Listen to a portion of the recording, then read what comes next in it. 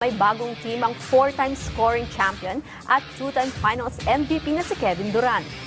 Diyan ay matapos si trade ng Phoenix Suns ang NBA star sa Houston Rockets, kapalit ng shooting guard na si Jalen Green at small forward na si Dillon Brooks. Pero bukod kay Brooks at Green, sa Phoenix din mapupunta ang dalawang players mula sa 2025 first at second round picks ng liga. Ayon kay Durant, mayroon na siyang idea na mapapabilang siya sa mga bagong kupunan sa NBA.